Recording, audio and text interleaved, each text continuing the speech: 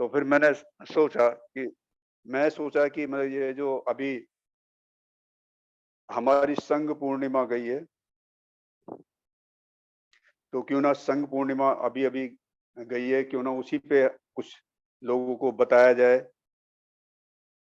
तो वैसे तो देखा जाए धर्म को किसी भी तरफ से ले लो, कहीं कोई सी शिक्षा उठा लो, तो सभी का जो टेस्ट है, सभी का जो एक तरह से रिजल्ट है, वो विमुक्ति का रिजल्ट होता है।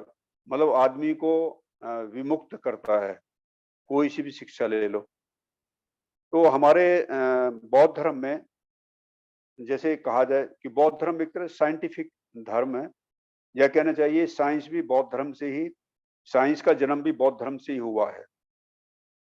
तो जैसे बौद्ध बुद्धिज्म में पढ़ाया जाता है कि बौद्ध धर्म का निचोड़ क्या है, मतलब कैसे जनरेट होता है बौद्ध धर्म। तो इसे हम ऐसे थोड़े शब्दों में ऐसे समझ सकते हैं कि प्रतीत्य समुत्पाद। प्रतीत्य समुत्पाद का मतलब ये होता है कि हम दुनिया में जितनी भी चीजें हैं, चाहे वस्तु हैं, प्राणी हैं, तो वो कारणों से निर्मित हुए हैं। मतलब कुछ कारणों के द्वारा हम लोगों का निर्माण हुआ है, और जब वो कारण हट जाएंगे तो फिर हमारा जो ट्रांसफॉर्म हो जाएगा, हमारा परिवर्तित हो जाएगा। तो इसलिए इस तरह से हम देखते हैं कि इस दुनिया में कोई भी चीज परमानेंट नहीं है, सब दुनिया में अनित्य है। तो इस तरह से मैं देख रहा था कि ये जैसे बुद्ध है, बुद्ध का भी जन्म कैसे हुआ। तो बुद्ध के जन्म से पहले भी कुछ बातें निर्माण हुई हैं। तो कुछ बातें क्या है कि मतलब बुद्ध बनने से पहले सिद्धार्थ गौतम किस बात की खोज कर रहे थे, और खोज करते करते वो बुद्ध बने। तो वो क्या, कुछ कौन सी बातें थी, कौन सी चीज उन्हें परेशान कर रही थी। तो सबसे पहले क्योंकि वो जो उन्हें परेशान कर रही थी, तो तब उसको खोजते खोजते तब एक नई चीज डेवलप हुई। तो वो क्या था? तो वो था, हम सब जानते हैं कि दुनिया में जो है एक दुख, दुख जो है वो सभी प्रभावित रहते हैं दुख से। यह कहना चाहिए कि अ, सभी को दुख होता है, ऐसा कोई इंसान नहीं है जो दुखी ना हो। तो उस दुख का, वो दुख वो कौन सा वाला दुख, जैसे मैं बताया करता हूँ कि दुख के जो है 3 प्रकार के दुख होते हैं। तो सबसे पहले जो दुख होता है वो शारीरिक दुख है, मैं बताया। और दूसरा जो दुख होता है वो परिवर्तन का दुख होता है। मतलब कोई भी चीज परमानेंट नहीं होती, वो जानी होती है, और जब वो जाती है, बिछड़ती है हमसे, तो उसका दुख होता है। और तीसरे प्रकार का जो दुख है, जो वास्तव में भगवान बुद्ध ने हमें हल खोज के निकाला, या कहना चाहिए सिद्धार्थ गौतम ने जो खोज की थी, वो तीसरे प्रकार के दुख की ही खोज थी। तो वो दुख क्या है? उसे कहते हैं असमाधान का दुख, अनसेटिस्फैक्ट्रीनेस, असमाधान का दुख। तो ये असमाधान का दुख ही है जो आदमी को परेशान करता है, क्योंकि हमारा जो मन है, हमारा मन संसार में रहता है, और संसार की वस्तुएं, संसार जो है हमें कभी भी पूर्णतया संतुष्ट नहीं कर सकता।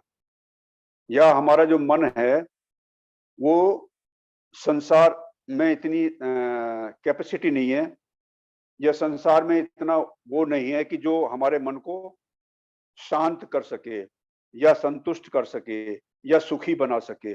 आप कुछ भी कह सकते हो। तो फिर ये जो हमारा जो मन है, ये किस बात से, या कौन सी ऐसे तत्व हैं जिनसे वो मन शांत होता है, हमारा मन सुखी होता है, हमारा मन सुख का अनुभव करता है, तो वो कौन से तत्व हैं? तो निश्चित रूप से वो संसार से ऊपर उठ के हैं। तो संसार से ऊपर उठ के मतलब वो संसार के तत्व नहीं हैं, आप ऐसा कह सकते हो। तो उस वो कौन से तत्व हैं जो हमें हम ये देखते हैं कि कि वो हमें सुखी बनाते हैं। तो हम सबसे पहले हम देखते हैं कि वो है, पहला जो तत्व होता है वो मैत्री वाला तत्व है, जो जैसे आज के ध्यान संध्या में हम मैत्री का ध्यान कराने वाले हैं। तो मैत्री एक ऐसा तत्व है, या मैत्री को आप ऐसा कह सकते हो कि अगर बौद्ध धर्म में मैत्री नहीं है तो बौद्ध धर्म भी नहीं है। तो ये इतना महत्वपूर्ण तत्व है, ये महत्वपूर्ण एक अंग है मैत्री जो है, तो इसके बिना धम्म नहीं है। तो इसको साधारण शब्दों में आप ऐसे भी कह सकते हो, इसे हेल्पिंग नेचर, मदद करने की भावना। तो ये जब आदमी के अंदर डेवलप होती है, तो जब एक भावना डेवलप होती है तो उसके साथ-साथ फिर दूसरी भावना भी डेवलप हो जाती है। जैसे मैंने प्रतीत समुद्रपात के बारे में बताया कि एक चीज़ जब हमारे अस्तित्व में आती है, तो उसके उसके पूर्णतः अस्तित्व में आने के बाद फिर दूसरी चीज़ डेवलप होती है, मतलब दूसरी चीज़ का निर्माण होता है। जब दूसरी चीज़ आती है, फिर तीसरी चीज़ का निर्माण होता है, उसके बाद फिर चौथी का निर्माण होता है। तो इसी तरह से मतलब जब हमारे मन में जब मैत्री का विकास होता है, तो मैत्री का या हमारा मन जो है मैत्री के वशीभूत होता है, तो निश्चित रूप से फिर उसके बाद मैत्री के साथ क्या आता है, अ, एक करुणा आती है, करुणा। करुणा कहना चाहिए कि एक्शन। जब हमारे मन में किसी की मदद करने की भावना आएगी तो भावना ही नहीं रहती, वो आगे बढ़ के क्या, वो हमारा एक्शन करुणा में परिवर्तित हो जाता है। तो वो काम काम हो जाता है। जैसे किसी को हम दुःख में देखते हैं, कहीं भी कोई परेशानी है, किसी का कोई रास्ते में कोई जा रहे हैं, कोई गिर गया है, कोई एक्सीडेंट हो गया है, तो जो मैत्री वाला आदमी होगा, तो निश्चित रूप से वो खड़ा नहीं रहेगा। वो उसको तुरंत उठाएगा और प्रॉपर स्थान पर जहाँ पर उसका ट्रीटमेंट हो सकता है, उसके पास तक उसको ले जाने की व्यवस्था करेगा। तो इसे ये कहलाती है करुणा। तो एक्शन हो जाता है, और एक्शन होने के बाद का जो है एक तीसरा जो तत्व है, उसे कहते हैं वीर्य। वो साथ-साथ ही जुड़ा रहता है। उत्साहित मतलब जो एक तरह से कहना चाहिए, जो कुशल कार्य करने का जो उत्साह है, उसे हम वीर्य कहते हैं। तो वो वीर्य भी आ जाता है साथ-साथ। और वीर्य के बाद जो है उसके बाद फिर एक अनुभव हमारे मन को मिलता है। उस अनुभव को ही हम क्या कहते हैं, प्रज्ञा। तो ये जो चारों जो तत्व हैं, तो ये चारों जो अंग हैं, तो ये क्या है, ये एक साथ ही काम करते हैं। मतलब अगर मैत्री है तो फिर निश्चित रूप से करुणा भी आएगी, फिर वीर्य भी आएगा, और उसके बाद जो है ये प्रज्ञा का भी अ, एक तरह से विकास होगा। तो इस तरह से मतलब ये बुद्ध का जन्म हुआ। बुद्ध को आप ऐसे मान सकते हो कि ये हायर मानसिक अवस्था है। हायर मानसिक अवस्था को बुद्ध कहते हैं, या इसे दूसरे शब्दों में ऐसे भी कह सकते हो कि ये जो हायर मानसिक अवस्था है, इसको अवेयरनेस की अवस्था भी कह सकते हैं। अवेयरनेस मतलब मतलब ये अवेयरनेस एक साधारण अवेयरनेस नहीं है, मतलब आदमी पूरी तरह से जागा हुआ होता है। हम ये देखते हैं कि हमारा जो मन है, मतलब दो तरह से बना हुआ माइंड, दो तरह से है। एक तो अवेयर मन होता है, और दूसरा अजागरूक मन होता है। तो अवेयर मन तो मुश्किल से 1% भी नहीं हो पाता, 1% से भी बिलो ही रहता है, नीचे रहता है। और 99.9% क्या रहता है, वो सोया हुआ मन रहता है हमारा, मतलब अजागरूक मन रहता है। तो अजागरूक मन की जो शक्ति है वो ज्यादा है, और जागरूक मन जो है वो कम है। तो हमें क्या करना होता है कि जो सोया हुआ मन है उसे जगाना पड़ता है। तो जब हम जगाते हैं तभी वो सही मायने में वो जागा हुआ मन होता है, और तभी बुद्धत्व की अवस्था प्राप्त करता है। तो इस तरह से ये जो बुद्ध का जो जन्म हुआ है, तो बुद्ध का जन्म होने के बाद, अब बुद्ध का जन्म कहाँ हुआ, हम ये सब जानते हैं कि बोध गया में हुआ। तो जब भगवान जब सिद्धार्थ से वो ट्रांसफॉर्म होकर बुद्ध बने, तो उसके बाद जो है उन्होंने सोचा, उनके मन में कुछ बातें आई। तो वो सोच रहे थे कि मुझे जो ये नया मार्ग मिला है, ये नई बात जो मिली है, तो क्या मुझे लोगों को देना चाहिए या नहीं देना चाहिए?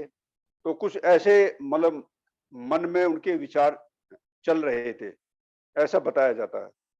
तो फिर उन्होंने लास्ट में देखा कि एक तरह से अपनी दृष्टि से इस संसार के ऊपर दृष्टि डाली भगवान बुद्ध ने, तो उन्होंने देखा कि यहाँ पर जो है 3 तरह की अवस्थाओं के लोग हैं दुनिया में। तो 3 तरह की अवस्था किस तरह की है? एक एक अवस्था के लोग तो वे हैं जो बिल्कुल ही मतलब संसार में डूबे हुए हैं। संसार में डूबे हुए लोग हैं, उनका मतलब वो पूरी तरह से सांसारिक लोग हैं। वो अ, और वो ऊपर उठ के देखने का उन्हें ना मौका है, ना देखते, इसलिए उनको संसार ही अच्छा लगता है। तो वो संसारी लोग हैं, तो उनके जागने की या बताने का उनको ज़्यादा फ़ायदा होने वाला नहीं है, क्योंकि वो संसार ही उनको पसंद होता होता है और इसलिए वो संसारी लोग हैं। दूसरी प्रकार की अवस्था के लोग हैं, उसे उसे ऐसे कह सकते हो कि कभी-कभी उनकी मानसिक अवस्था संसारी होती है ज़्यादातर, और कभी कुछ देर के लिए एक तरह से वो संसार से ऊपर उठ के सोचते हैं, मतलब आध्यात्मिक बन जाते हैं। तो दूसरे प्रकार के जो लोग हैं, उसको आप ऐसा समझ लो जैसे हम यहाँ धम्म प्रवचन सुन रहे हैं या धम्म प्रवचन करने वाले लोग हैं। तो इस समय जब हम प्रवचन कर रहे हैं या प्रवचन आप लोग सुन रहे हैं, तो कम से कम इस मोमेंट में हम क्या आध्यात्मिकता की तरफ देख रहे हैं या आध्यात्मिक बातों का हम श्रवण कर रहे हैं। तो यह कहना चाहिए कि जब हम ध्यान करते हैं या कुछ धार्मिक पुस्तक पढ़ते हैं, बौद्ध धर्म के अध्ययन करते हैं, तो उस मोमेंट में क्या होता है कि हम जो है आध्यात्मिकता की तरफ रहते हैं, मतलब स्पिरिचुअलिटी की तरफ रहते हैं। तो इस तरह से हम ये दूसरी तरह के लोग होते हैं। तीसरी प्रकार के जो लोग होते हैं वो ऐसे होते हैं जो प्योरली प्योरली आध्यात्मिक होते हैं वो मतलब एक तरह से देखा जाए वो संसार से ऊपर उठ जाते हैं, मतलब संसार संसार में रहते हुए, लेकिन संसार में रहते हुए संसार का उन पे कोई प्रभाव नहीं पड़ता या संसार के अट्रैक्शन से वो ऊपर उठ गए हैं। उनको जो है सांसारिक बातें प्रभावित नहीं करती, तो उससे उसके ग्रेविटेशन से या आकर्षण से वो ऊपर उठ गए हैं, तो वो प्योरली आध्यात्मिक बन गए हैं। ये तीसरे प्रकार के लोग होते हैं। तो भगवान बुद्ध ने यही सोचा कि जो तीसरे प्रकार के जो लोग हैं और वो उनको थोड़ा-सा ही हल्का-सा पर्दा, मतलब अज्ञानता का छोटा-सा पर्दा पड़ा हुआ है। यदि मैं जो उनकी झिल्ली टाइप के रूप में अज्ञानता का छोटा-सा पर्दा है, यदि उसको साफ किया जाए या उसको हटाया जाए, तो उनके भी चक्षु खुल सकते हैं, वो भी मेरे जैसे बन सकते हैं। तो यही सोच करके भगवान बुद्ध ने सोचा कि क्यों ना अ, मैं जो है लोगों को जो नया मार्ग मैंने सीखा है, क्यों ना लोगों को दूँ। तो ये सोच करके वो फिर हम जानते हैं कि वो सारनाथ आते हैं और वहाँ पर जो उनके 5 जो रुष्ट हुए जो एक तरह साथी थे, तो वो मिलते हैं। वो पहले से डिसाइड कर लेते हैं कि जो ये शरमन आ रहा है, जो सिद्धार्थ आ रहा है, तो ये पथभ्रष्ट हो गया था। हम इसका सम्मान नहीं करेंगे। और धीरे-धीरे जैसे ही उनके पास आते हैं, नज़दीक आते हैं, तो वो अपने निश्चय पे देखा जाए तो वो अडिग नहीं रह पाते। तो वो उठ उठ खड़े होते हैं, क्योंकि उस समय भगवान बुद्ध का इतना, क्योंकि नई-नई बोधि प्राप्त करके आए थे, तो चेहरे पे जो उनका बहुत बड़ा तेज था, तेज कहना चाहिए कि जो एनलाइटमेंट का जो पॉजिटिविटी का जो वो एक तरह से जो यह कहना चाहिए सकारात्मक भावनाओं से ओत-प्रोत जो आदमी होता है, तो निश्चित रूप से उसकी जो बॉडी होती है, उसका जो शरीर होता है, तो वो बहुत ही सुंदर दिखाई देता है, बहुत अच्छा लगता है। आप खुद भी देखोगे कि मान लो कोई भी सकारात्मक आदमी यदि हमारी धम्म क्लास में आता है, तो निश्चित रूप से उसका सकारात्मक जो भावनाओं के साथ वो एंटर करता है, तो हमारे ऊपर क्या वो सकारात्मक भावनाओं का प्रभाव पड़ता है। और यदि कोई क्रिमिनल आदमी एकदम क्लास में आ जाए, क्रिमिनल आदमी है और यदि वो क्लास में एंटर करता है, तो निश्चित रूप से वो सारा जो माहौल को टेंस कर देता है, तनावपूर्ण बना देता है। तो ये क्या है, ये भावनाओं का असर होता है, क्योंकि जो जिस आदमी के अंदर जिस तरह की भावनाएं रहती हैं, उस भावनाओं को साथ लेके चलता है वो आदमी। तो यदि नेगेटिविटी की भावनाएं साथ लेकर के वो कहीं भी जाता है, तो निश्चित रूप से लोग जो है वो उससे प्रभावित हुए बिना रह नहीं सकते, वो भी टेंस हो जाएंगे। मतलब टेंस लेके आप घूम रहे हो तो दूसरे को लोगों को भी टेंस ही करोगे, तनाव दोगे। तो इस तरह से भगवान बुद्ध के जो का जो सकारात्मक चेहरा था या सकारात्मक जो आवरण था, उससे वो बहुत प्रभावित हुए और वो बहुत उनका एक तरह स्वागत में लग गए पांचों के पांचों। फिर बैठ जाते हैं, फिर उसके बाद जो है उनकी चर्चा शुरू होती है, कहाँ कहाँ रहे, कैसे कैसे रहे। तो तब भगवान बुद्ध ने बताया कि तो मेरा जो मार्ग है, मतलब ये बीच का मार्ग है, ना तो जैसे दो तरह के उस समय क्या था कि वैसे तो देखा जाए 62 प्रकार के एक तरह से पंथ थे, या कहना चाहिए 62 प्रकार की विचारधारा थी उस समय भगवान बुद्ध के समय में। तो वो बहुत से लोग तो ऐसा थे, शारीरिक कष्ट दिया करते थे, शारीरिक कष्ट दे के तप कर रहे हैं, तपस्या कर रहे हैं, तो इस तरह का जीवन जीते थे, शारीरिक कष्ट वाला जीवन। तो और दूसरी प्रकार की विचारधारा के ऐसे लोग थे कि वो खाओ पियो मौज करो, कल को तो मरना है ही। तो ऐसी विचारधारा के लोग थे। लेकिन भगवान बुद्ध ने बताया कि मेरा जो मार्ग है, नया जो मार्ग है, ना तो शरीर को कष्ट देने के लिए है और ना ही शरीर को बहुत आराम देने के लिए। मेरा जो मार्ग है क्या, मध्यम मार्ग है। तो मध्यम मार्ग के द्वारा मैं मध्यम मार्ग का मैं उपदेष्टा हूँ। मध्यम मार्ग के द्वारा मैं लोगों को शिक्षा देता हूँ।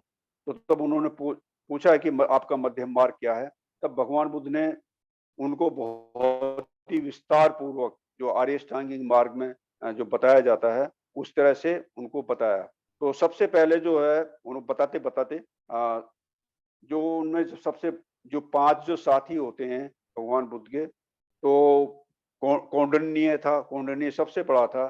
कौंडिन्य, भद्दिय, भप, महानाम, अश्वजीत, इस तरह से करके 5 साथी थे।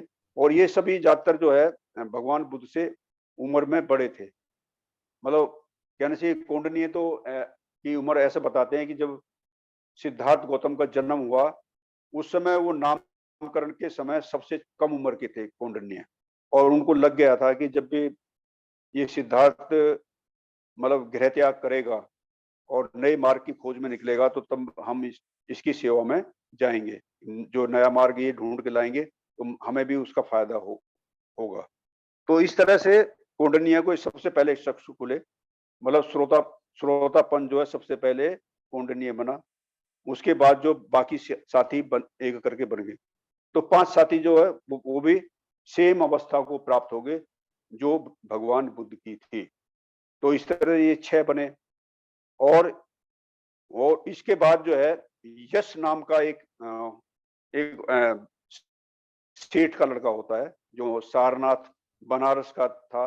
तो वो बहुत ही विलासिता का जीवन जी रहा था और दुखी होकर के वो मॉर्निंग के सुबह के टाइम वो निकल जाता है और भगवान बुद्ध की तरफ जहाँ उनका आसन था वहां पर पहुंच जाता है। और मॉर्निंग के टाइम भगवान बुद्ध भी चहलकदमी कर रहे थे, तो उनको मुलाकात होती है और वो ऐसे वैराग्य हो जाता है उसे, कहीं भी कोई सुख नहीं है, सब दुखी दुख है। वैसे वो ऐसे ही बोरा रहा था, मतलब उसको जो वैराग्य हो गया था।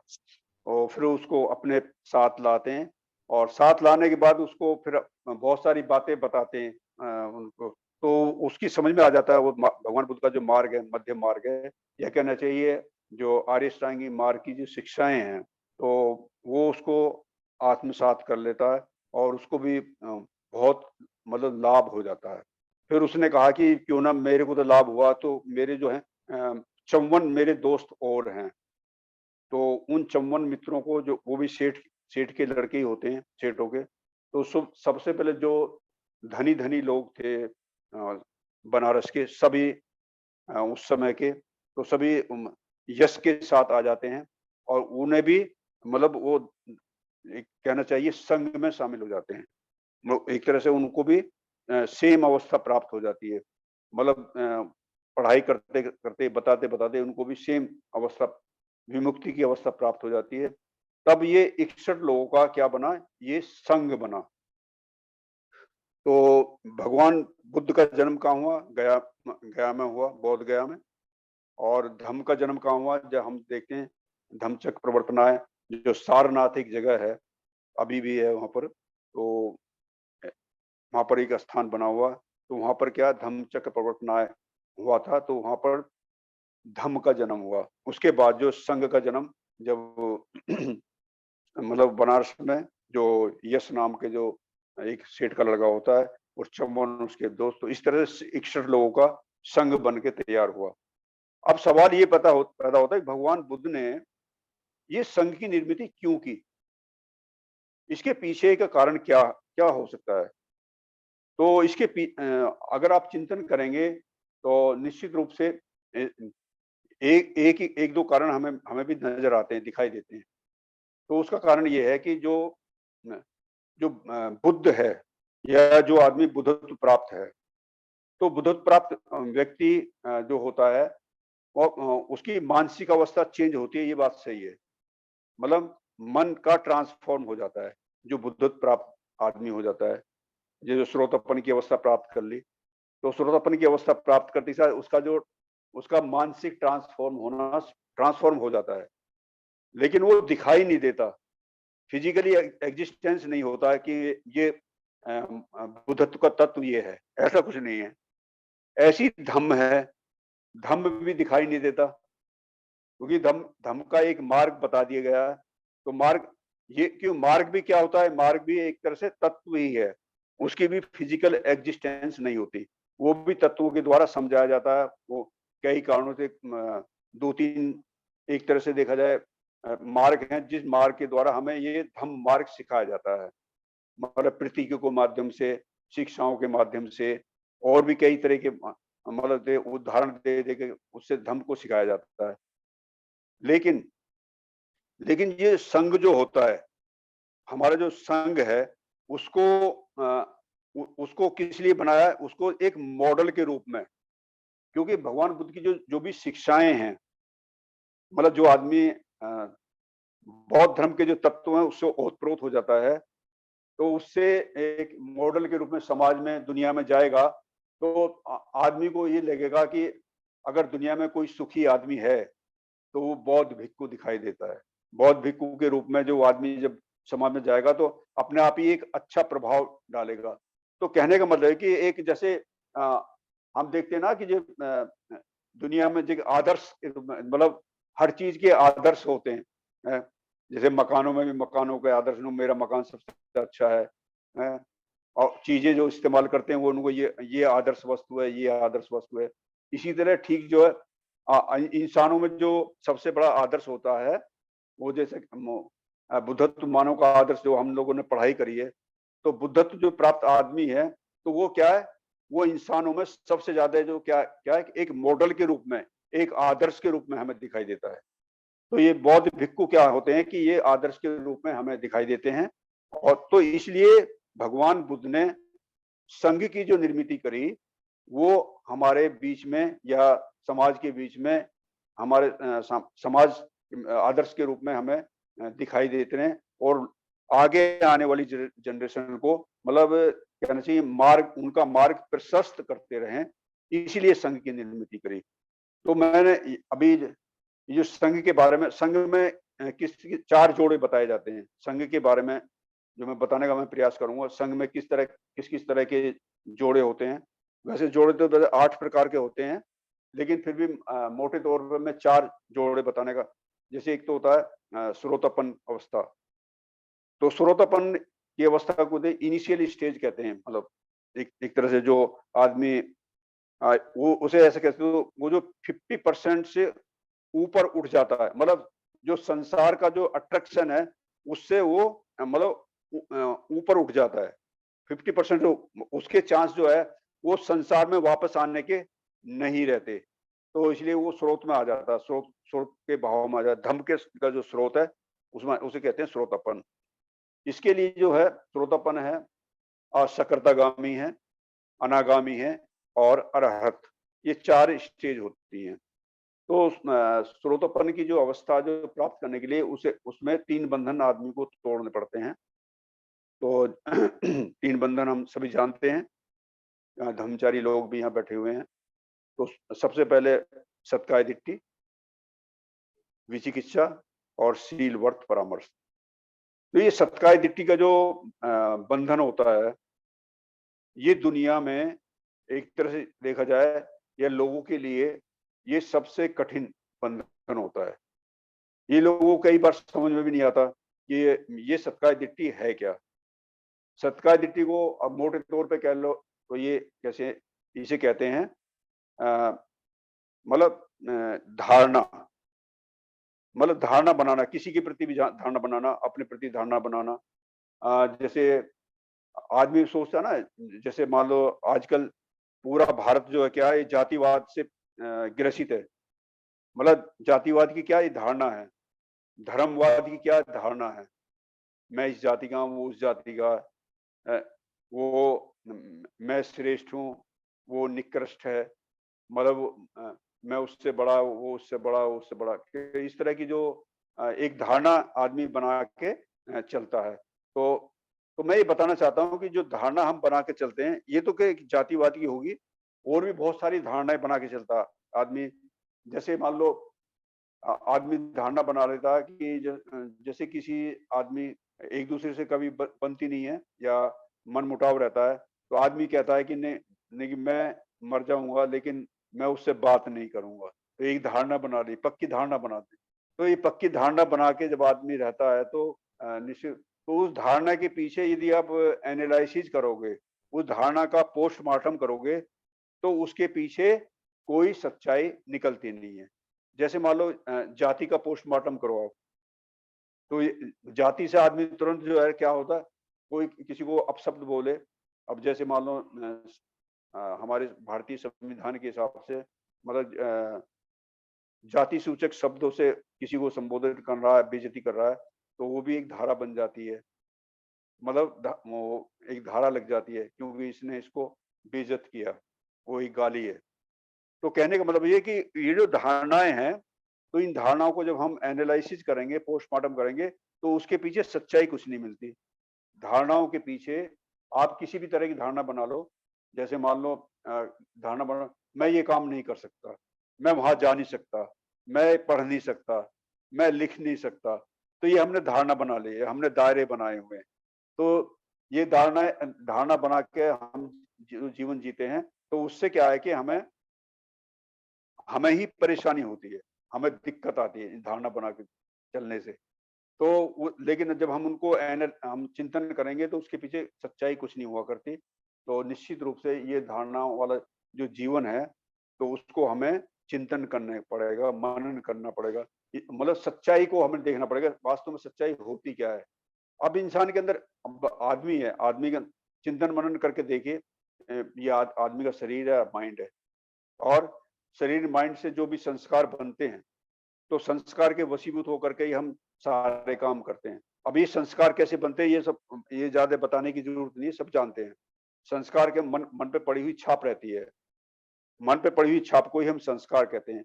और जिस आदमी, जिस बचपन से हमारे अंदर संस्कार डाल दिए गए हैं कि हम इस जाति से हैं, तो वैसे ही फिर उसी तरह से सोचेगा आदमी, उसी तरह सोच के काम करेगा, उसी तरह सोच के वो बोलेगा। मतलब उस संस्कार से बाहर निकलने का प्रयास ही नहीं करता। तो ये संस्कार के वशीभूत होकर के ही हम सारे काम करते हैं, कि संस्कार भी एक तरह धारणा ही होती है। तो कहने का मतलब ये है कि हमें इस धारणा से बाहर निकलना चाहिए। तो ये दूसरी बात है विचिकित्सा। दूसरा बंधन कौन सा होता है, क्योंकि टाइम हो रहा है। विचिकित्सा किसे कहते हैं? विचिकित्सा हमें कब होती है? विचिकित्सा सच्चाई के प्रति डाउट होता है। ये बहुत ही ध्यान से सुन लेने की बात है। ये सत्काय दिट्ठी में के पीछे कोई सच्चाई नहीं होती, और विचिकित्सा के पीछे सच्चाई होती है। हम सच्चाई पे डाउट करते हैं, हम बाबा साहब की शिक्षाओं पे डाउट करते हैं, हम भगवान बुद्ध की शिक्षाओं पे डाउट करते हैं।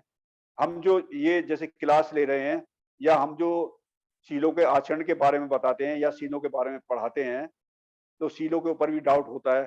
पता नहीं या ध्यान के ऊपर ही डाउट होता है। पता नहीं यार, मैं इतने समय से ध्यान कर रहा हूँ, मुझे तो कोई फायदा हुआ नहीं है। ये बोधि प्रकाश जी इतने कई साल हो गए, तीसरे साल चालू चालू हो गई और मुझे तो कोई फर्क पड़ा नहीं। मैं तो ऐसा कैसे, मेरे स्वभाव में कोई अंतर आया ही नहीं है। तो जब स्वभाव में अंतर नहीं आता तो उससे डाउट होता है। पता नहीं इन लोगों को पता नहीं क्या कैसे विकास हो गया, पता नहीं हो भी गया कि नहीं हो गया। तो ये जो डाउट होता है हमें, वो किसके प्रति होता है? वो सत्यता के प्रति होता है, सत्यता के प्रति। लेकिन जब इसको हम एनालिसिस करेंगे, जब इसके ऊपर चिंतन करेंगे, जब इसका पोस्टमार्टम करेंगे, तो निश्चित रूप से ये जो हमारे डाउट्स हैं, संभ्रम है, तो निश्चित रूप से वो दूर होते चले जाएंगे।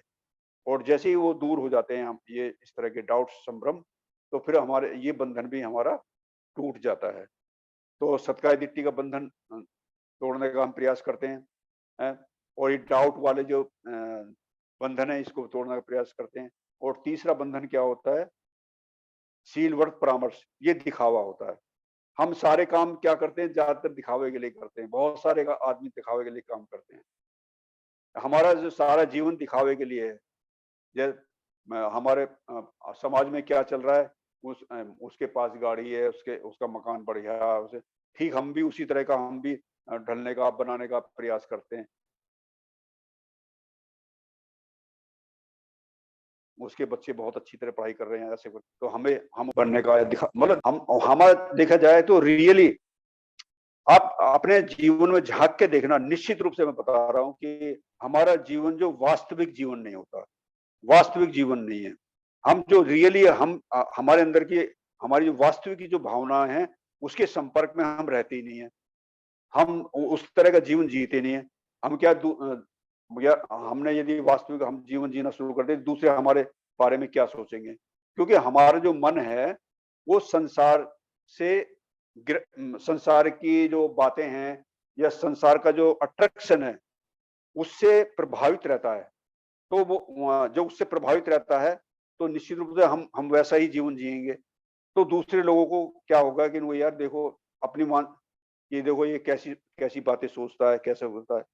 जैसे मान लो हम लोगों के जो चैप्टर होते हैं, धर्मचारियों के भी चैप्टर होते हैं और मित्रों के भी चैप्टर होते हैं।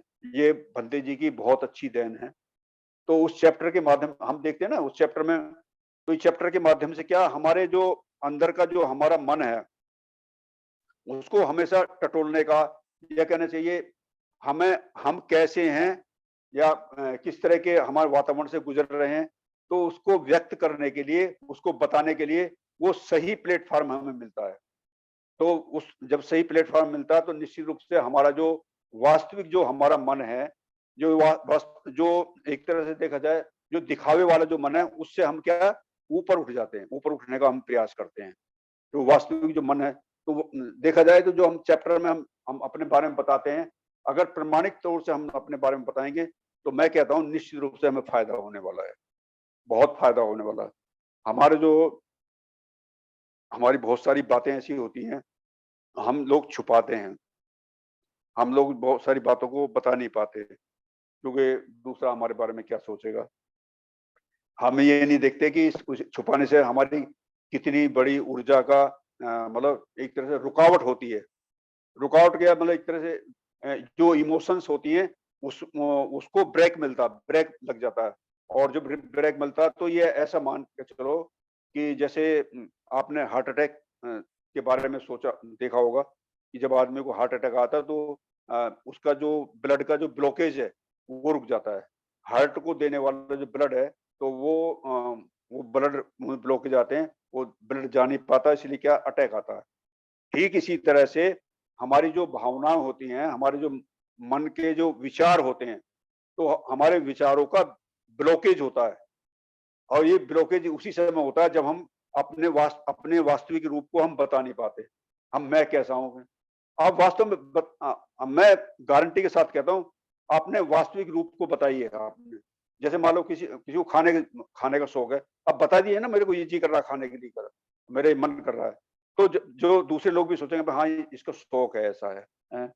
मेरे पढ़ने को मन कर रहा है, मैं आप बताए मेरे इस समय पढ़ने का मन करता है, इस समय खेलने को मन करता है, इस समय जाने को मन करता है, इस समय तो कहने का मतलब ये है कि जो आपका वास्तविक आपका मन है, वो दूसरों के सामने एक्सपोज़ होना चाहिए। तो वो अगर ऐसा हम करते हैं तो जो इस पे काम होगा, जो हम सिल्वर परामर्श मतलब दिखावे पे से ऊपर हम ऊपर उठ सकते हैं। तो मैंने अभी क्या है कि आपको ये जो 3 बंधन है उसके बारे में मैंने आपको बताने का मैंने संक्षिप्त में प्रयास किया है। आज मैंने कोई एग्ज़ाम्पल भी नहीं दिया, कोई कहानी के रूप में बताया नहीं क्योंकि मेरे पास अभी समय की कमी है।